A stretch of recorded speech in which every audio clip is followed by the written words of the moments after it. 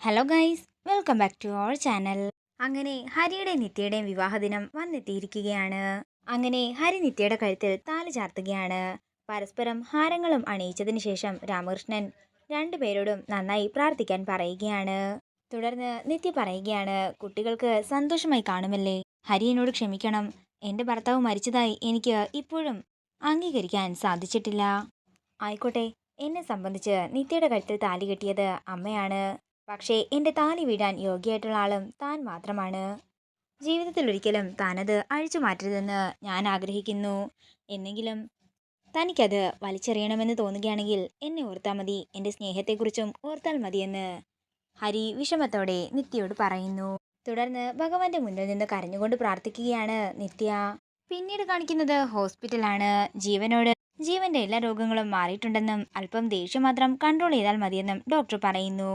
ഇന്ന് തന്നെ ജീവന് ഡിസ്ചാർജായി വീട്ടിലേക്ക് പോകാമെന്നും ഡോക്ടർ പറയുമ്പോൾ എല്ലാത്തിനും ഡോക്ടറിനോട് നന്ദി പറയുകയാണ് ജീവൻ.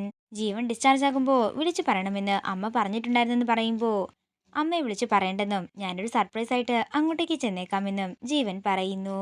പിന്നീട് കാണിക്കുന്നത് ഹരിയുടെ വീടാണ്. വിവാഹം കഴിഞ്ഞ് ദമ്പതികൾ ഹരിയുടെ വീട്ടിൽ എത്തിക്കഴിഞ്ഞിരിക്കുകയാണ്.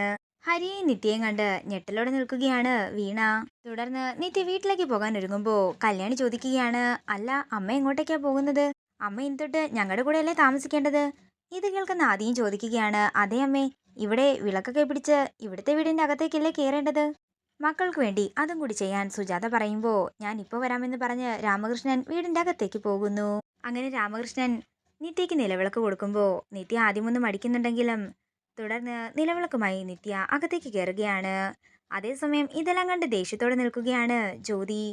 പിന്നീട് കാണിക്കുന്നത് ജീവൻ ഹരിയുടെ വീട്ടിലേക്ക് വന്നുകൊണ്ടിരിക്കുന്നതാണ്. നിത്യയുടെ മനസ്സിന് മാറ്റങ്ങൾ വരണേ എന്ന് ഹരി പ്രാർത്ഥിക്കുമ്പോൾ ഹരിക്കും കല്യാണിക്കും നല്ലത് മാത്രമേ വരുത്താവൂ എന്ന് നിത്യയും പ്രാർത്ഥിക്കുന്നു. പിന്നീട് കാണിക്കുന്നത് ജീവനെയാണ്. ജീവൻ നേരെ വീട്ടിലേക്ക് കയറി ചെല്ലുകയാണ്. ജീവനെ കണ്ട് ഞെട്ടലോടെ പിന്നാലെ ചെല്ലുകയാണ് സുജാത. പിന്നീട് കാണിക്കുന്നത് നിത്യ വീട്ടിലേക്ക് പോകുന്നതാണ്. നിത്യ വീട്ടിലേക്ക് പോകുമ്പോൾ സുജാത റെസ്റ്റ് എടുക്കാൻ പറയുന്നു. അങ്ങനെ നിത്യ ജ്യോതിയുടെ കൂടെ മുറിയിൽ കിടന്നുറങ്ങുമ്പോൾ അങ്ങോട്ടേക്ക് ജീവൻ ചെല്ലുകയാണ്. ജീവനെ കണ്ട് പേടിയോടെ എഴുന്നേറ്റ് നിൽക്കുകയാണ് ജ്യോതി.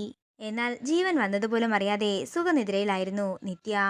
തുടർന്ന് ജീവൻ നിത്യയുടെ അടുത്തേക്ക് ചെല്ലുമ്പോൾ പെട്ടെന്ന് തന്നെ നിത്യ കണ്ണു തുറക്കുകയാണ്.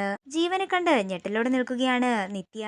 പെട്ടെന്ന് തന്നെ നിത്യ ചാടി എഴുന്നേൽക്കുമ്പോൾ നിത്യയെ എഴുന്നേൽക്കാൻ സമ്മതിക്കാതെ തന്നെ ജീവൻ നിത്യയുടെ കഴുത്തിൽ കിടക്കുന്ന താലി പിടിച്ചു നോക്കുകയാണ്.